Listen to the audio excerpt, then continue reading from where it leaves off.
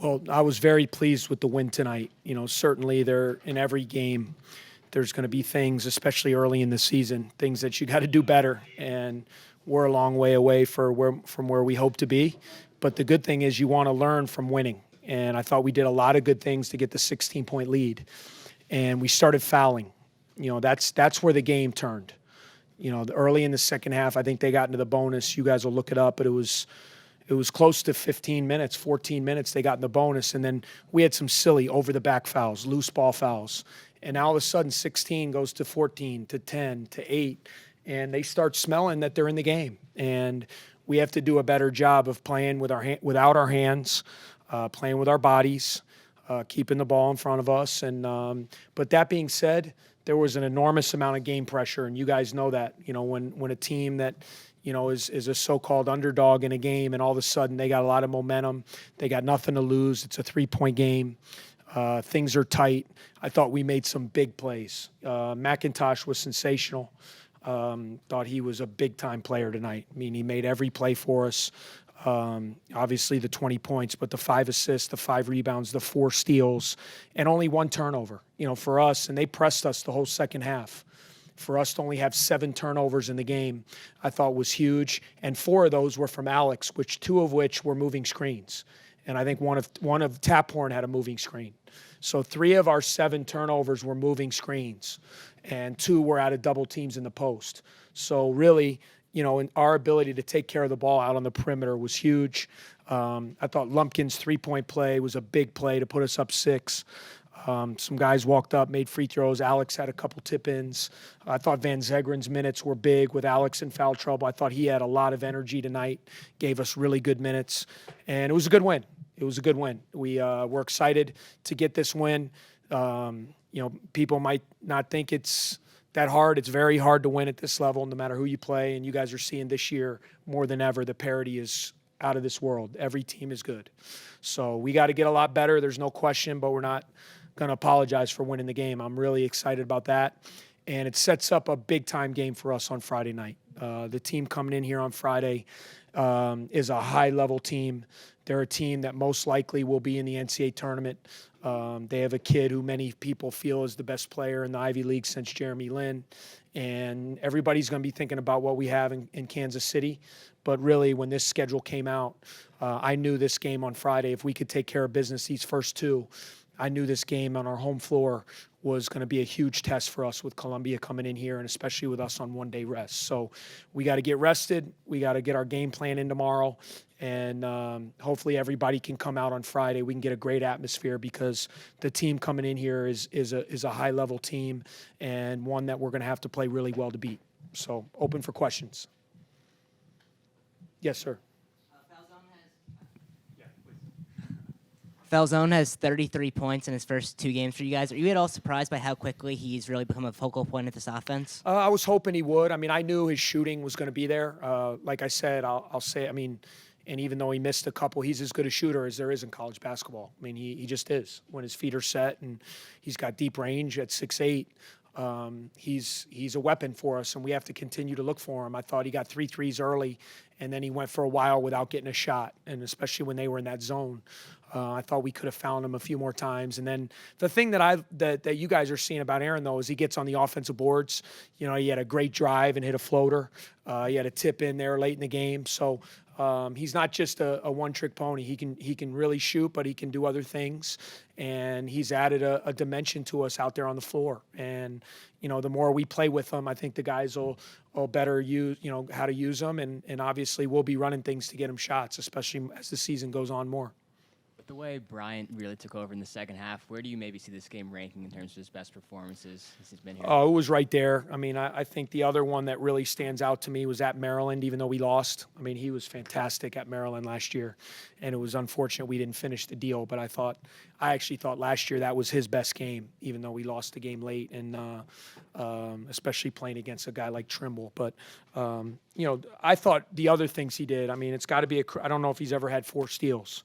He was making plays. He was finding guys. Even the shots he missed, he drew so much attention that's when we got the tip-ins.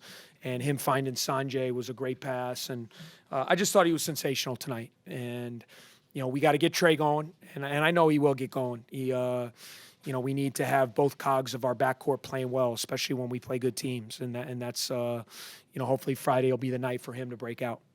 When you look back at that Michigan game last year where Bryant missed that potential game winner, have you seen him grow as a player that you can go to in these key situations late in games? Yeah, well, he wants the ball. I mean, he wanted it as a freshman, and even though he came up short, I want him to have the ball. And it's kind of nice because we already know what Trey can do down the stretch. So when you have a point guard, because what happens, guys, and you know this a lot, it's very hard at the end of games to run your continuity. You got to go to some go-tos at the end of the game. And, we ran some motion just to use the clock a little bit, and then we put the ball in his hands, put him in high pick and roll, and spread it with shooters, and he made plays. And it's nice to have. I mean, and him just being a sophomore, he's 2 games into his sophomore year. So, he's only going to continue to get better the more he's in these experiences.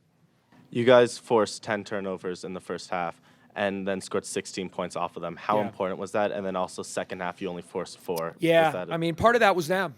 I thought they did a better job. They got us on their heels a little bit. They were pushing the ball. And then it was hard. We were fouling so much. I thought that stretch when we were up 16 and we just kept fouling, I knew it was going to come back to bite us a little bit because the game was stopped. The game got this, all of a sudden they're parading down. We're walking. We had 2 over the backs. We had 1 loose ball and Joey, down there, couple hand checks. And all of a sudden they're just walking to the line and getting points without having to work for them. And so part of it was that. And a lot of it was them, though. I thought they did a good job. I thought Fairfield did a good job. They had a good guard. Their little guard is a good player, Segura, quick little guy. And it makes it hard because he's a really good distributor and he gets in your paint. And then Gilbert and Nelson are really good shooters. And you have to have the discipline to stay home on those guys, even though your instinct is to help on drives. Can you also talk a little bit about Van Zegeren and what he did for you? Yeah, I thought Joey was big. I thought his energy was huge tonight. And those minutes he gave us in the first half, were really huge. He had the tip dunk, had a great post move, walked up, made 2 free throws.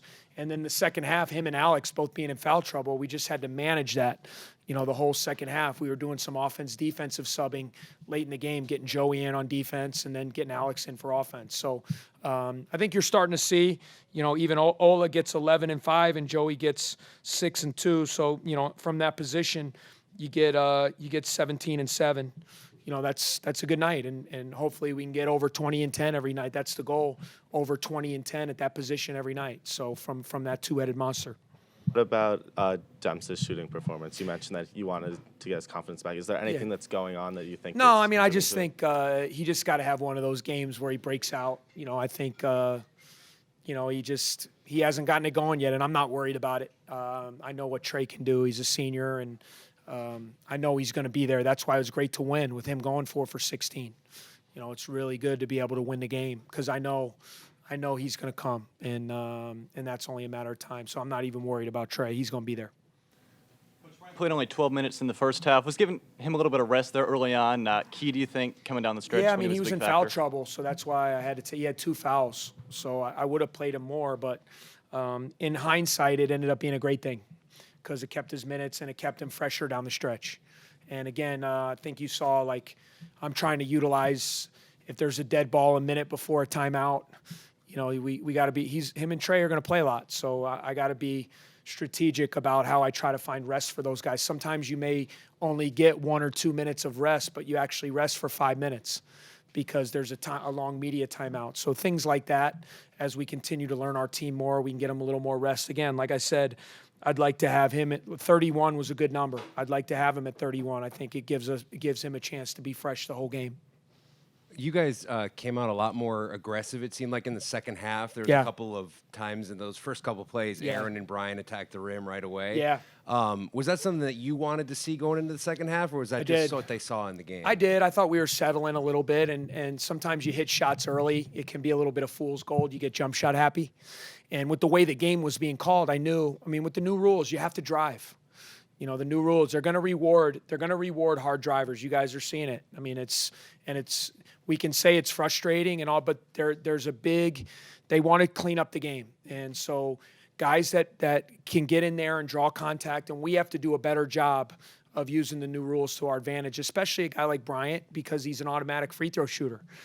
Bryant and Trey, You know, they should be shooting. I think Bryant, he shoots 2 free throws. I'd like to see him 6-8 a game, especially with the new rules. The more he can get crafty with that. But yeah, I mean, we talked about it at halftime, going inside, driving the ball, putting pressure on their defense. And look, we have good shooters, so I'm not going to tell our guys not to shoot threes because that's a strength of our game. We didn't shoot it great tonight, but that's part of who we are. So if we have open looks, Taphorn, Lindsay, Falzone, Demps, McIntosh, we have to take those shots because that's a big fabric of who we are.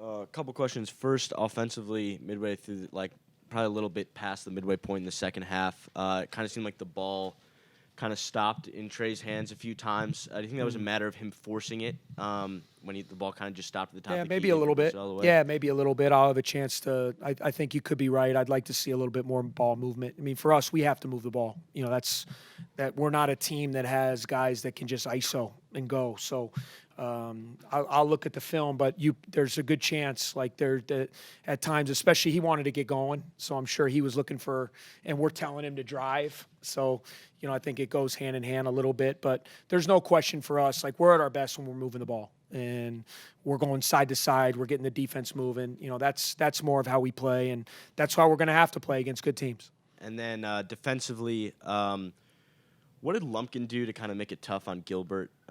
He still got his 18 points, but he had 5 turnovers. Did he do anything specific? Was there a specific game plan against him to kind of Yeah, I mean, we wanted to take away his threes. You know, that was the big thing because, Gilbert had shot 21 threes in the first 2 games. So 21 of his 29 shots were threes, and he's an outstanding shooter. So the biggest thing was high hands. We wanted him to try to go off the dribble, and we wanted to be in a position to try to take charges. And I think we got a charge. We got a couple turnovers. And then to his credit, in the second half, I thought he made some really good shots. But if you look at him, I want to say a lot of them were off the dribble. He might have had the one catch-and-shoot 3 when Sanjay, he knew he helped off a little bit too much. Other than that, everything we wanted him to do was off the dribble. And he got 18 points at the end. I think he got 2 or 3 buckets late when he just drove it. So overall, I was really pleased with the effort we had on him. And also Nelson, their other shooter, to go 3 for 12, over 7 from 3. And then quickly, what at the very end of the game with about 2 seconds left, was that you that got the technical foul? No, it was on our bench. So he just said that the bench was standing. So that was the explanation I got.